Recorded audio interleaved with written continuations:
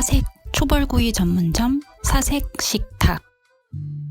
세상의 본질은 회귀이다.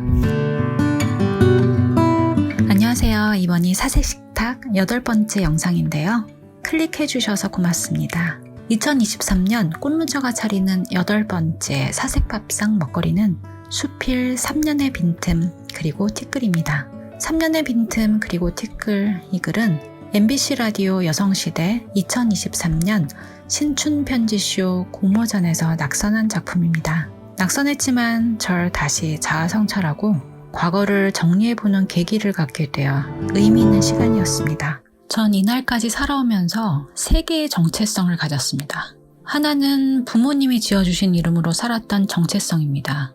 첫 번째 정체성으로 살던 시기에 주변 상황에 휘둘려서 꿈이 좌초되고 대지각 변동의 혼란기를 애써 극복하는 과정에서 새롭게 살고 싶은 마음을 갖게 됐습니다. 그래서 제 의지대로 개명한 후에 삶을 살아가고 있는 두 번째 정체성을 갖게 됐습니다. 세 번째는 공자처럼 50세의 나이에 지천명에서 필명으로 작가의 길을 나선 정체성입니다. 수필 3년의 빈틈 그리고 티끌은 첫 번째 정체성으로 살던 삶에서 경험한 내용입니다. 색안경을 쓰고 악마의 편집을 하자면 끝없는 논란거리가 생깁니다. 상대와의 감정 교류의 타이밍 불일치로 인해 오해가 발생하는 것들이 항상 문제지만 이 글을 쓸 때 전 사실대로 진실한 마음으로 작성했습니다. 허구가 아닙니다. 이 글의 배경이 된 주 무대는 제 초년기에 실패했던 결혼 생활이며 이후 정체됐던 기간을 만회하고자 힘껏 달렸지만 균열이 생긴 집안에서 악인을 만나 평생의 정신적 트라우마와 고질병을 얻기도 했고 열심히 살았지만 사색하지 않았기 때문에 좀비처럼 살았습니다. 그 여정에서 제 몸에 있는 피를 모두 빼내버리고 죽고 싶은 순간도 있었지만 몇 번의 죽을 고비를 넘기면서 모순되게도 오히려 살고 싶은 내면의 욕구를 발견하고 애써 살아왔습니다. 그리고 제게 다가와 친한 사람이 있느냐고 묻는 사람에겐 항상 없다고 답했습니다. 과거 절 시기하고 모함하던 자들이 절 지지해주던 사람들에게까지 피해를 주는 일들이 있었기 때문이었어요. 비슷한 나이의 동성의 경우 몇 번 보다 보면 제게 경쟁심을 갖고 저와 비교하려 들거나 감정 쓰레기통으로 삼으려 하거나 만만하게 보고 하수인으로 다루려 해서 멀어졌고 이성의 경우 단순히 인간적, 정신적 호감 관계를 유지하고 싶어도 그런 마음이 통하는 정신적 친구가 없었습니다. 사회생활을 하면서도 20여 년 넘도록 저만의 감옥을 만들어서 자발적 외톨이, 은둔자로 살아왔습니다. 그러면서도 전 이기적인 개인주의는 혐오하고 너그러운 개인주의를 지향합니다. 실리를 따져 차별적 거리를 두기를 하지 않으며 누구에게든지 적당한 거리를 두지만 조용히 관찰한 끝에 내게 위의를 가할 것 같지 않고 구호가 필요한 상황으로 보이면 적극적으로 방법을 모색합니다. 산책 중에 노숙자가 휘청거리며 걷는 위태로운 모습을 발견하고 예의주시하며 쓰러지면 도움 줄 방법을 미리 고민해보는 것들이 그런 예입니다. 언제나 밝은 곳에서 보호받아 평탄히 살고 부족함을 모르던 이기적인 개인주의자들은 필요할 때마다 인맥을 동원해서 승승장구하면서도 제가 밝아지려고 홀로 촛불을 태우는 것조차 싫은 내색을 보이며 제가 움트는 것을 보면 교묘히 잡초처럼 짓밟고 내가 원래 머무르던 칙칙한 곳에 조용히 찌그러져 있어 라고 합니다. 제 사주의 공망이 부모님의 일지에 각각 들어있어서인지 관계가 늘 헛헛했고 성인으로서 갖추어야 할 것들이 무엇인가에 대해 교육받지도 못한 채 몸만 성장해서 성인으로 불리고 정신적 지반이 약했던 초년기였습니다. 초년기의 이혼, 그 이후 방황, 침체했던 만큼 더 도약해야 한다는 강박증 때문에 그땐 제정신이 아니었던 것 같습니다. 이혼 후 방황하던 시기, 사회에서 만난 악연에서 타격을 받고 수십 년의 회복기를 거쳐 이젠 보상받고 회생할까 기대했지만 주변에선 수십 년 전의 과거를 들추면서 흠집이 발견된 절 인정해주지 않습니다. 그러면서 또 훈계합니다. 전부 내가 부족해서 그에 맞는 인간들을 받아들인 탓이라고. 조롱하거나 주의 주는 사람들 심리를 들여다보면 과연 그 이유가 전부일까요? 그들은 부인하겠지만 큰 행운을 만나 더 좋은 환경에 발을 들여놓을 뻔한 사람에 대한 질투심도 한몫하는 것 같습니다.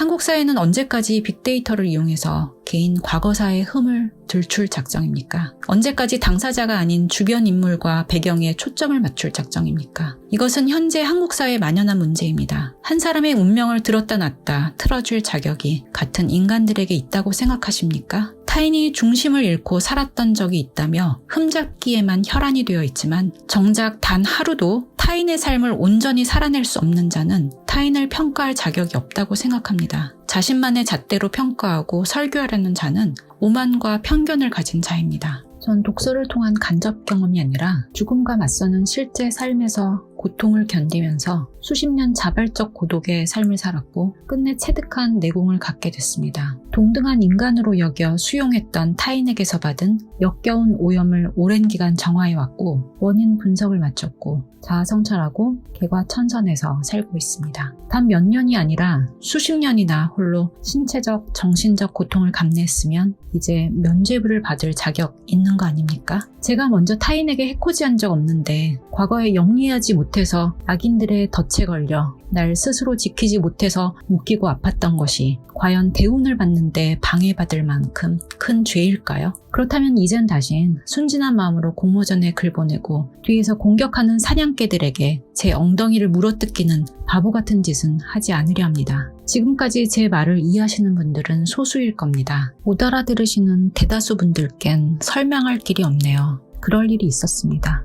이제 죽어야 부활한다 라는 내면의 소리에 따르기로 했습니다. 살기 위해 절 스스로 죽이겠습니다. 물론 상징적 의미입니다. 과거 제 무덤이었던 어두운 일면을 제 의지대로 아무렇지 않게 빛의 세상 속으로 끌어내 보이겠습니다. 노이즈 마케팅 아닙니다. 제가 체득한 내용을 세상에 알리라는 것이 하늘의 뜻임을 깨달았습니다. 바보가 현명해지는 과정, 뇌가 없던 좀비가 사색하는 인간이 되어가는 과정을 몸소 체험했고 이제 제법 단단해졌습니다. 그 과정을 차근차근 공유하겠습니다. 하지만 사색하지 않을 때면 꼼짝없이 다시 좀비가 되려는 저 자신을 발견하고는 평생 사색가의 삶을 살 것을 다짐해봅니다. 평탄한 삶을 살아오신 분들은 제가 하늘에서 선물을 받았다고 우여곡절 많은 제 삶을 부러워하지 마십시오. 그리고 제 삶의 이야기들을 자기 창작물인 것처럼 슬쩍 가져다 쓰지도 마십시오. 그런 개념 없는 일들로 인해서 보상받아온 사람은 누구였습니까? 인간 세상에선 주위 인복을 많이 가진 분들이 행운아들이시고 좋은 단체에 소속되어서 급여도 많이 받는 삶을 향유하고 계시잖아요. 그러니까 제가 더 늙기 전에 혹시라도 다시 대운을 만날 것 같을 땐 시기하고 방해하지 말아주십시오. 약점 들추어서 흘러가는 운명을 꼬이게 하지 말아주세요. 부메랑이 될 것입니다. 수필에서 못다한 이후의 이야기들과 제 인생 체험을 통해 깨달은 세상 본질에 관한 철학 그리고 순수한 정신적 사랑에 관한 내용은 앞으로 집필할 자전적 소설에 담아 들려드리도록 하겠습니다. 자, 그럼 이번 수필을 네이버 블로그에서 감상하실까요? 지금 이 순간 혹시 극단적 선택을 고민하는 분이 계신다면 제 영상들이 버팀목이 되어 인생 전환기를 맞으시길 바라봅니다. 영어 자막은 영어권 외국인을 위해 준비한 것이고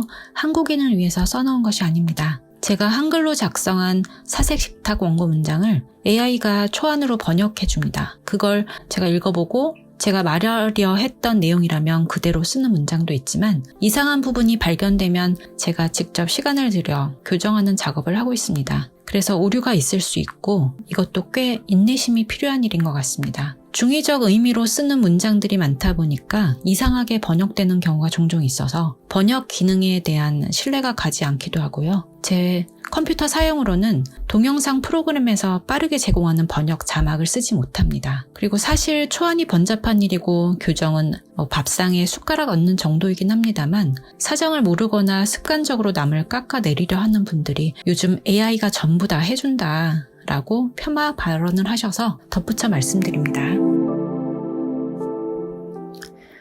사색 식탁에 놓는 그릇들에서 자각하지 못하고 걷고 있는 사람을 돌아보게 만드는 사이렌 소리가 날 수도 있습니다. 그런 불편한 소리가 나더라도 제가 차리는 요리에서 여러분이 정신적인 버팀목이 필요한 영양분을 얻으실 수 있길 바랍니다. 긍정적인 생각을 하기 위해서 사색 전에 세수, 양치질 등의 청결 유지와 간단한 영양분 섭취, 그리고 스트레칭 같은 가벼운 운동 습관이 도움이 됩니다. 개인적으로는 산책하면서 사색하는 것이 가장 효율적인 것 같습니다. 맑은 정신을 유지하기 위해서 숙면도 중요하다는 거 잘 아실 거예요. 오늘은 여기까지 하겠고요. 다음 영상에서 뵙겠습니다.